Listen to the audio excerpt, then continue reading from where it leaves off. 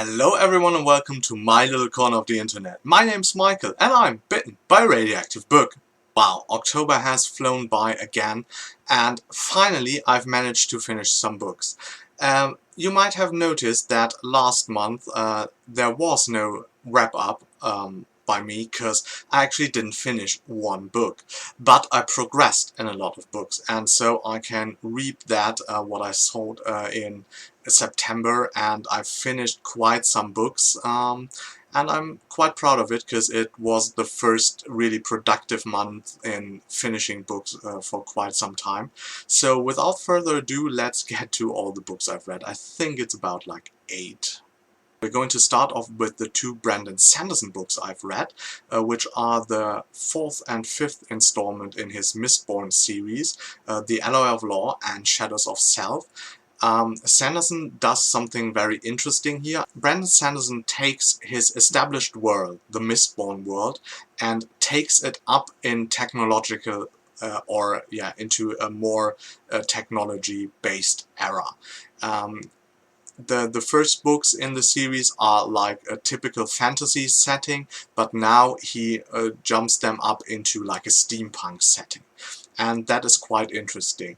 And with this new setting, he introduces new characters, Wax and Wayne, who are like investigators who worked as, I'd say, like sheriffs, lawmen in some kind of Weird West scenario, but now they are back in a more of an established town in Elendel, the main city of the new Mistborn world.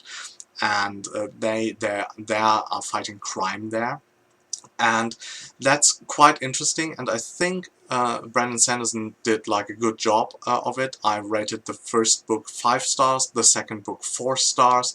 The banter between the characters is very good. The amount of action is quite good.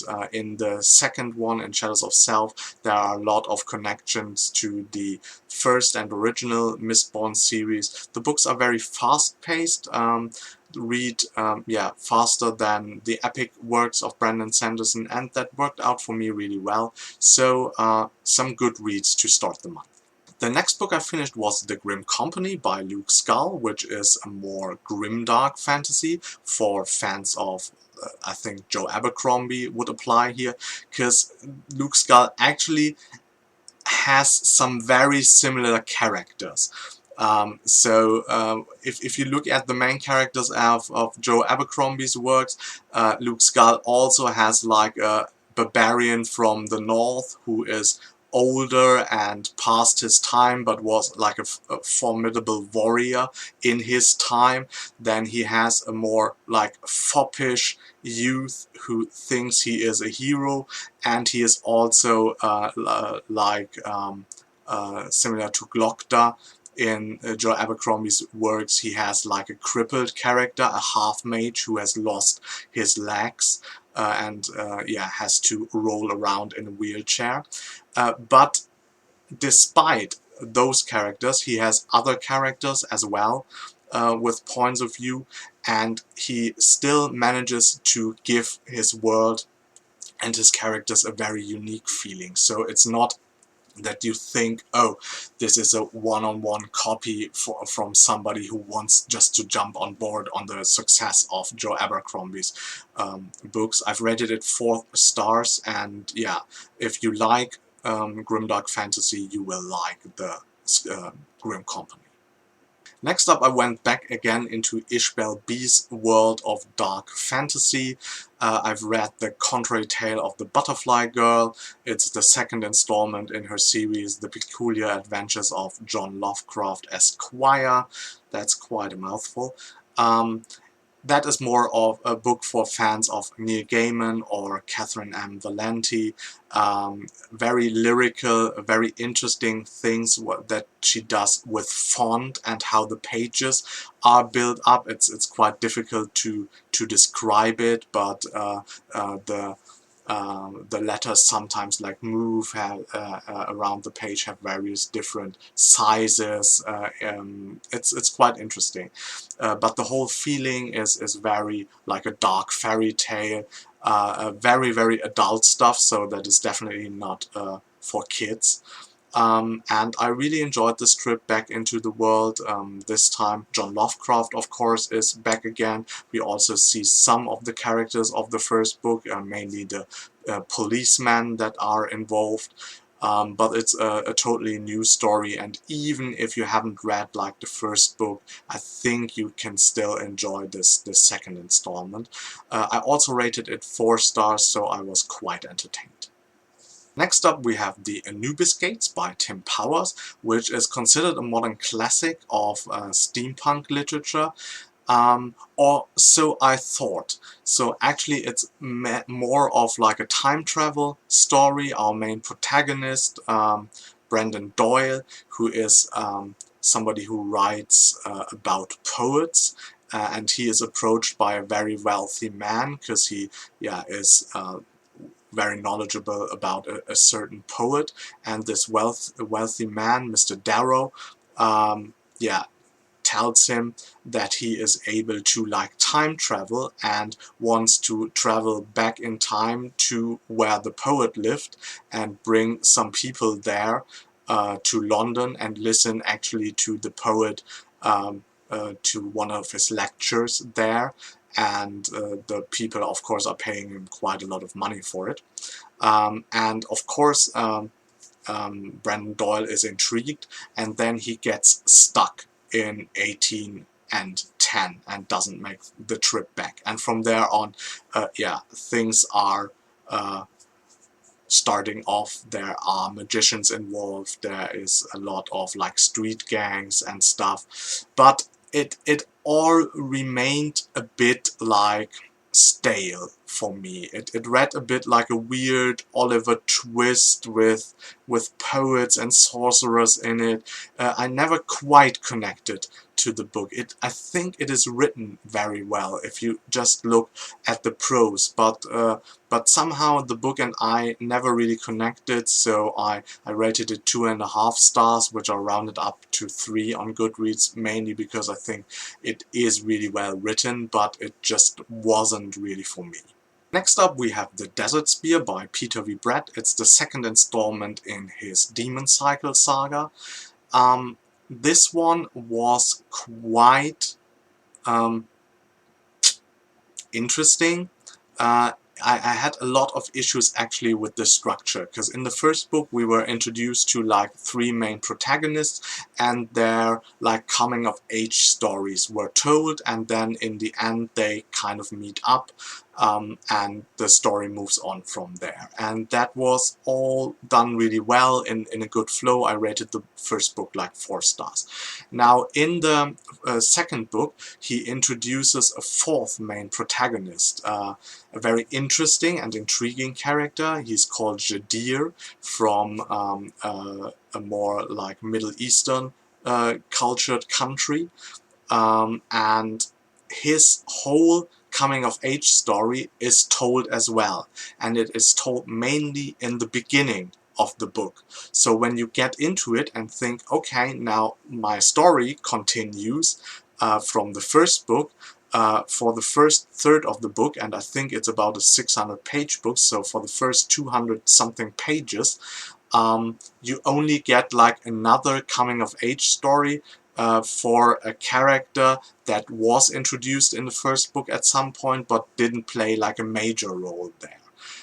And from that on out, then in the second third, the other main characters come back into the play, and the whole thing develops and is very exciting in the end. But for me, this kind of structure choice didn't really work that well, so I would really rate like the first third like 2 stars for me, the second third like 3 stars, and the ending like 4 stars. And so overall I gave the book a 3-star rating. But I think now that we have the main characters established, it will be quite interesting to see where the series goes in the 3rd and 4th book that are out, and I think there's a 5th one coming, and that's going to be the final one.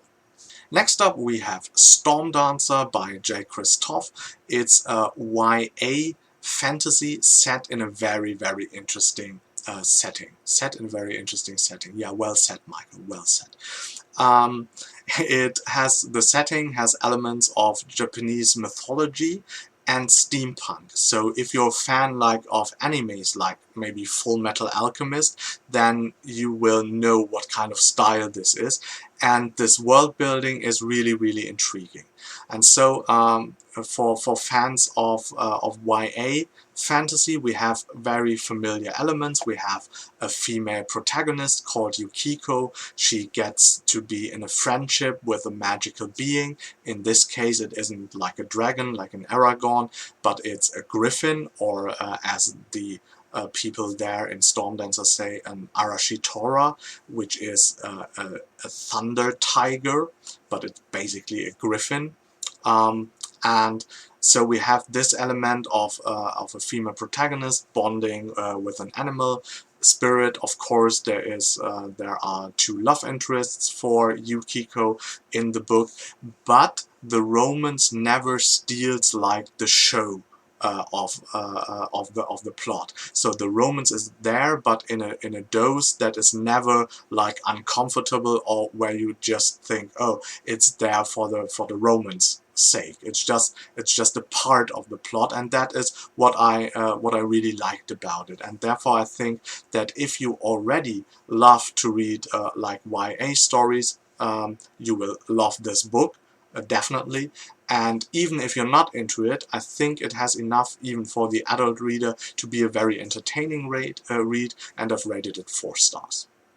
And last but not least, we have The Age of Zeus by James Lovegrove. I technically finished this on the 1st of November, but as I hadn't done the video, I will include this here as well, because the majority of it was read like in October, and I just finished up like the last 10% today.